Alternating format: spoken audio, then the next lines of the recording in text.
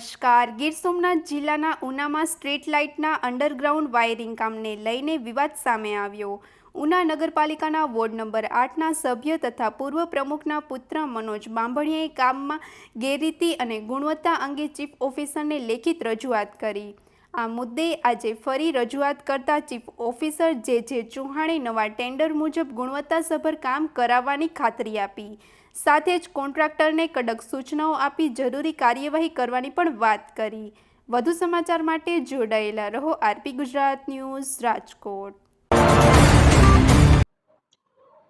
ઉના નગરપાલિકામાં મનોજભાઈ સભ્ય છે અને એમણે અમારું ધ્યાન દોરેલું એટલે તરત જ એન્જિનિયરને કહી અને રેક્ટિફાઈ કરવા માટે કોન્ટ્રાક્ટરને સૂચના આપેલી છે અને આ પ્રકારનું કામ ક્યારેય ચલાવી લેવામાં આવશે નહીં એ કડક સૂચના એ બાબતે કોઈ પણ કામ નબળું નહીં ચલાવી લેવાનું. કોન્ટ્રાક્ટર વિરુદ્ધ બાબતે પગલાં લીધા છે. કોન્ટ્રાક્ટરને અત્યારે તો કામ પૂરું કરવા માટેનું કહેલું છે. પગલાં માટે આગળ વિચારણા કરીશું.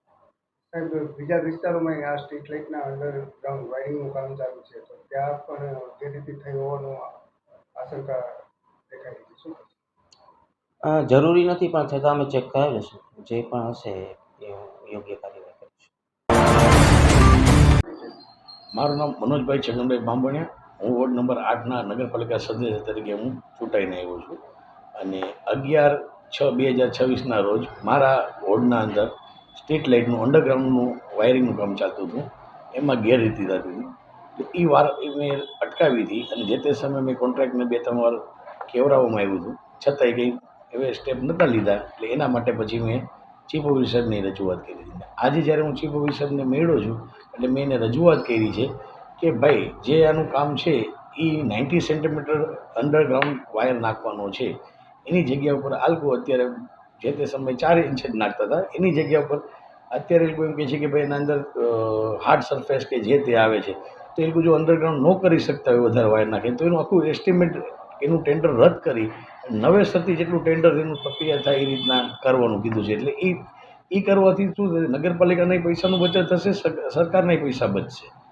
અને આના રોડના કામ છે એ તમને અંડરગ્રાઉન્ડ વાયરના કામ છે એ અત્યારે ઉના શિવાજી પાર્ક છે ત્યાંથી આપણે આઈસ ફેક્ટરીથી લઈને એ રોડ ઉપર ચાલુ છે. એક કેવીરથી લઈને તળાવના કાંઠે છે ત્યાં સુધી ચાલુ છે. ત્રીજું કામ છે પોલીસ લાઇનથી લઈને જૂના બસ સ્ટેન્ડ સુધી પણ ચાલુ છે. એટલે તમામ જ્યાં વોર્ડના અંદર આવતા એ બધીમાં ચકાસણી કરી અને આના પર સ્ટેપ લેવાના છે એવું મેં કીધું છે અને કાયદેસરના પગલાં ભરવા માટે કીધું છે અને ચીફ ઓફિસરે એ મારી વાત માની રાખી છે. મીડિયા ખ્યાલ છે, સોશિયલ મીડિયા પર બધીમાં ન્યૂઝમાં બધીમાં ગેરરીતિ જે થતી હતી છે.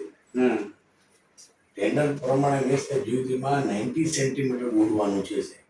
બિલકુલ સ્થળ ઉપર તમે માનો તો 4 સેન્ટીમીટર માન ગોઠતા હશે અને એની ગેરરીતિ જે થતી હતી મેં બધી સામે બતાડી પણ દીધી છે.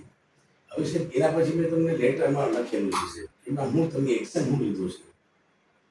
આપણાના સ્થળ ઉપર સાહેબ સુપરવાઇઝર નહોતા, આપણા નગરપાલિકાના સુપરવાઇઝર તમે આજે સાહેબ તમે તો ચાર્જમાં છો કે બધું કરીશું બરોબર.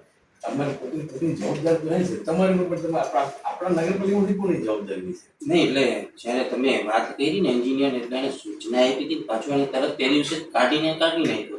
સમજો તમે આપણા ધ્યાન તમે ધ્યાન દોરી બહુ સારી બાબત છે. કરવા માટે જ સાહેબ આપે છે. જેટલા માંગો એટલા આપે છે. એનું તો એમ તમે ટેન્ડર ચેન્જ કરજો 90 સેન્ટીમીટર જનરલ કેવું હોય છે અહીંયા 45 સેન્ટીમીટર આમાં કેવું થાય.